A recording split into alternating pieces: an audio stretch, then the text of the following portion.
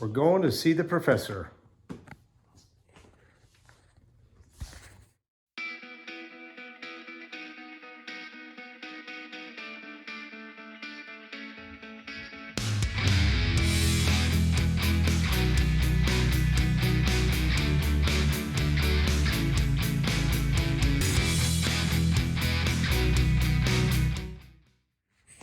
All right, guys, it finally warmed up in the St. Louis in the River City. I went on a trip with Louise, didn't film it. That was not smart. I don't know. So Louise, she's got about 1,500 miles on her now. The ass end is finally settled. The shocks, the springs have settled. I'll probably need an alignment because it's wonky now a little bit. I think I got a 3/4 inch difference in the front. It happens when everything finally settles. Tranny drips a little, which sucks, but I replaced the O-rings, but she drips. She marks her territory a little. Not bad, but... So, on that trip, I got about 11.3 miles per gallon. Okay, 19-gallon tank. That's about a 200-mile range. That was pathetic. Expected more. So, the first phase of getting this old girl scored away is, this is my son bought this. It's an air-fuel ratio gauge. Okay. Jeff uses it, his brother uses it, and I'm going to use it. So I don't have a welder. I need to get one and learn how to use that. So this is a bung that you weld into the side of your exhaust. Okay, it's got a plug for when you don't use it, and then this is just an oxygen sensor.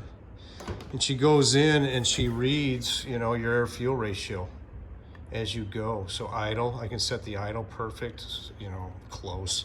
It changes, it never does stay perfect. I won't mount it. If I didn't say that, I'll just let it hang there. So like I said, it's my son's. And yeah, wide open, all of that. Tip in with the throttle. So we're gonna run over to Jeff's here shortly, and he's gonna weld that bung in for me. So here we go.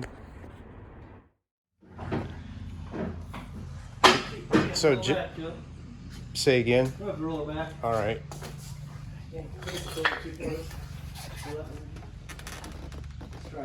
Okay. So you don't want to be famous, Jeff? No. I show your good side here. That's my better side.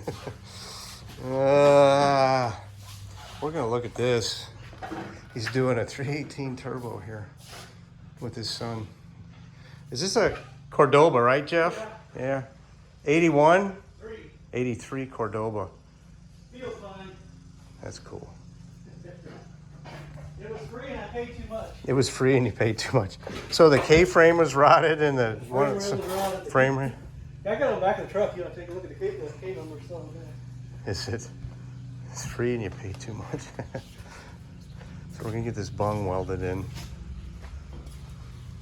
God, I wish I had a lift. I could have a lift. I just gotta buy it, I guess.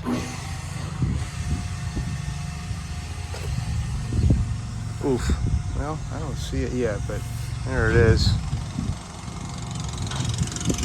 Anyway, up she goes.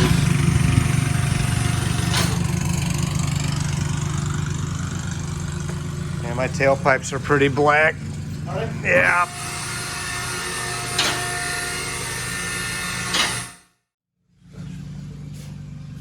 Here's the underside.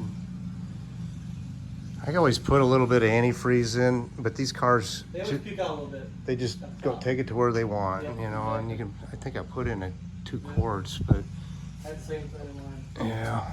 I probably put a recovery tank on though. Yeah, well, Yeah, that different cap. wouldn't be the worst idea. Yeah, if you want to drag race it anywhere. Yeah, see, she drips out of here. Reverse. Jeff says this AT205 is what I want. Softens up the rubber a little. This O-ring never got replaced in the trans. These two did, but that one's leaking, dripping. I swear. Good thing I don't work on cars for a living, Jeff.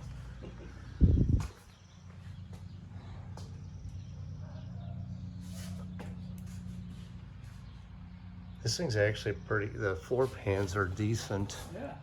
The front up here. A little bit there. And that's Yeah, this is gone here, but I think it's the seal. It was when it was leaking The windshield leaks. Guy did a nice job on the exhaust. Yeah, he did. Yeah, he did. What's that?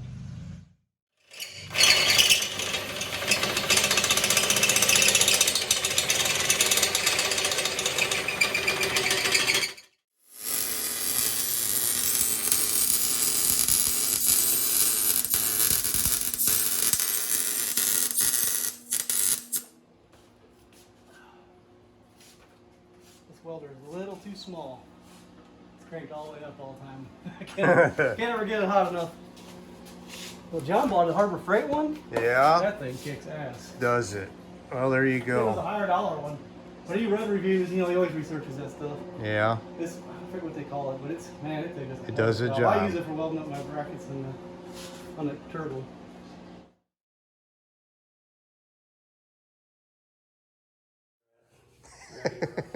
It's a rat rod. So this is you got a turbo.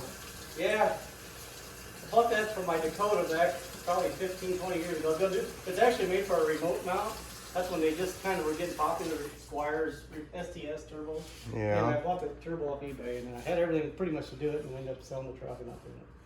So it's like, well, I don't know if it's sized right for a big engine, but I think it's sized pretty decent for this 3. So how's the 318 going to hold up with a turbo? Just keep the boost down, I guess. Well, I gapped the rings, and it's cast pistons, everything's stock, so Yeah. we'll see. I'm hoping I can get away with 10 pounds, though.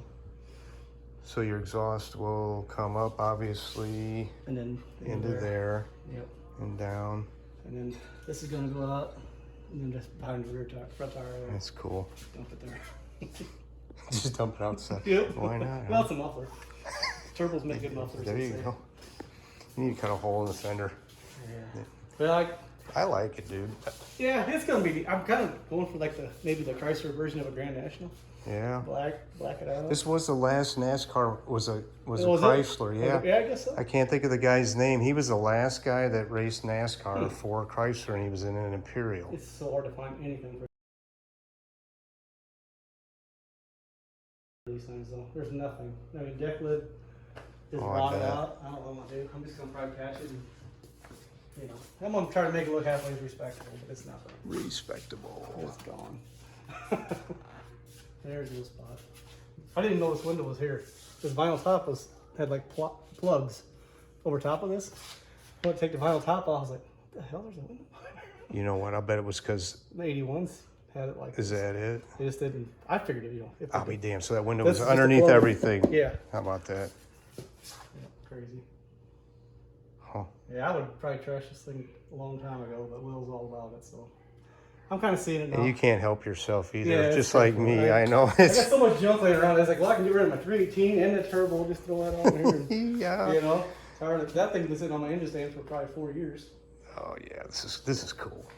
It'd be something different. I got a 360 I want to put in there. Just once I get this all lined out, and if I'm not happy with the power, then we'll go a little bit bigger. I'm gonna go bigger.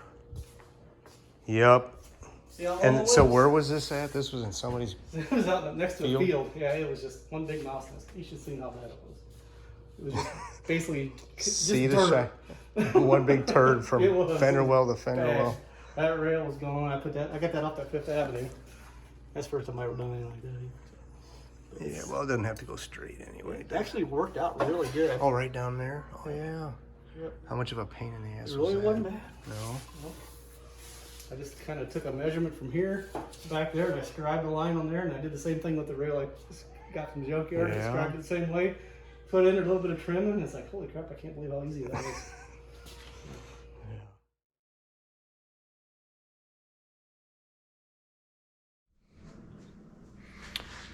Okay, here we are getting back to the wideband O2 sensor to try to get this thing running better. Man, it runs great now, but it's using a lot of gas. I'm on the phone with Summit Racing. My new wheels, there's supposed to be a little decal in there, right? It looks like this. Called them 3 weeks ago. They all came out. I don't know what the deal was. And they came out. So Summit says, oh, we're out of them, but we can go ahead and take some off the wheels out in the shop, I guess. Well, hell, that ain't gonna work. So anyway, we'll see what happens. So what do you guys think of Jeff's car, the Cordoba? We have to go back and look at that again. Anyway, so what I was gonna do is explain that I'm gonna wire all this up and what I planned on doing and all that fun stuff. But yeah, my SD card evidently took a dump and I had to format it. So got the car up. I ran the O2 sensor through the boot for the shifter, the shift tube. Right down there, you can see I got her all in there. Zip tied up out of the way, nothing burns, nothing gets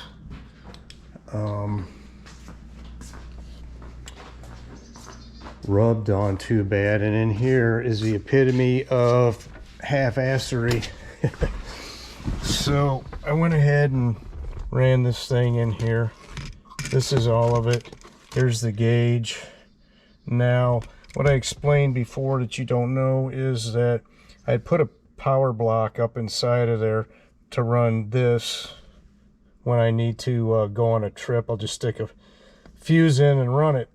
Well, I did that because primarily Chrysler ran all of their power through the ammeter. So if I have, you know, fog lights, whatever, all my juice is coming through that. So I was trying to avoid all that, and because I wanted to run this guy so I can tune this car. So I put a switch on.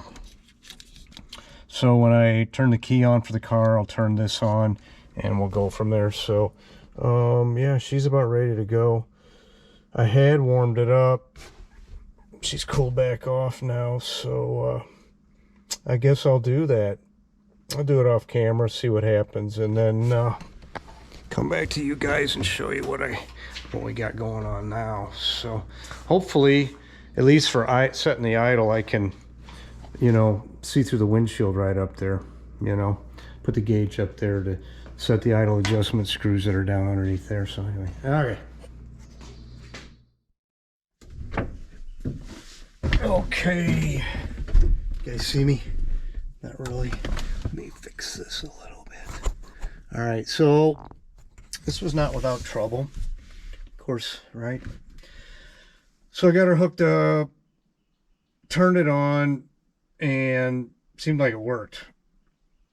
And then as it warmed up, the car warmed up even more, the mixture started climbing to about 17 or 18 is where this thing quits indicating, and then I get whatever dashes. So I called AEM and they said do the rag test. I'm like, I don't know what the rag test is. So you take the O2 sensor out, still hooked up, you wrap it in a rag with gas on it, okay? And after a couple, and then you turn it on and it'll start going down low, like to 10. I think is the lowest this goes to. Then you take the rag off, and as the fuel evaporates off the O2 sensor, or if you blow on it, wink, it'll go up to 17 and you'll get dashes. So the sensor worked.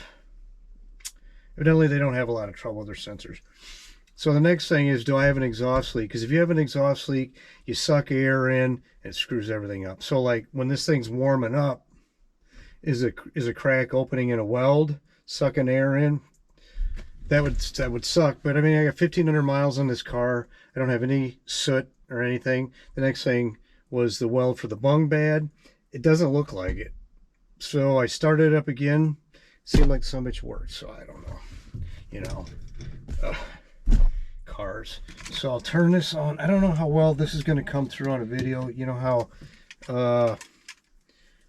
how they go when you know, a TV screen does this number for you. So let me turn it on. She's powering up, and it should go to 14.75. Okay, that's a good idle mixture. That's a good everything mixture going down the road. So we'll start her up. I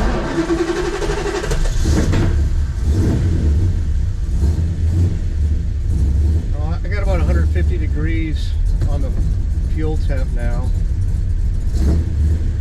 I mean fuel temp, on the water temp, and I was full of the mixture screws, and I had it about 14.75, 14.7. They're only out about 3/4 of a turn.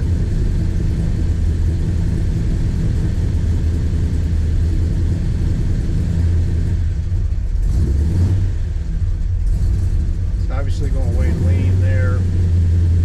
It's going to be a process. Anyway, for now, I think it works. Let the gas off.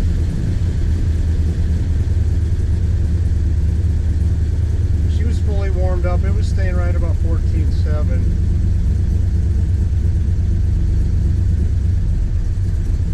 Okay, I'm completely off the gas now.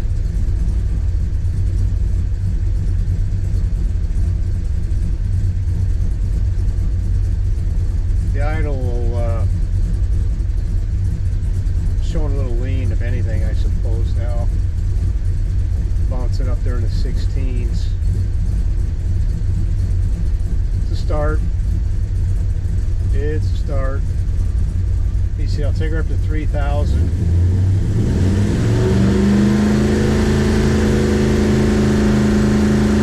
That's where my gas goes. 3,000 with full load. 70 miles an hour. That ought to be, it's 12. It ought to be about 14. Where's my gasoline's going? Alright. We may have something here.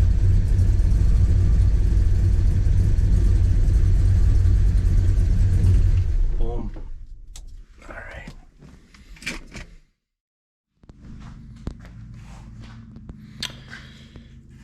Hello, back at it. So I've done a little testing here.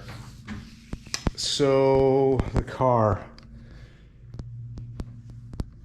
I got the a perfect air fuel ratio is 14.7 to 1, 14.7 air to 1 part fuel.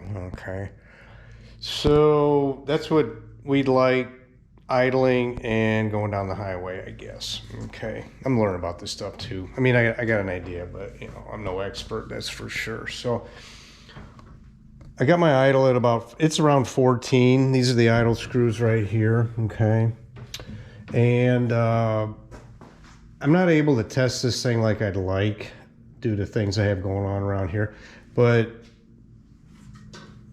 it was getting about, I don't know, going down at 3,000 RPM here in the garage. I had about just over 10 to 1, you know, where I was looking for 14, right? Way rich. Explains the fuel burn I had. Okay, so I went ahead and just right off the bat pulled the thing apart and went to, I have a jet kit here, Edelbrock's deal.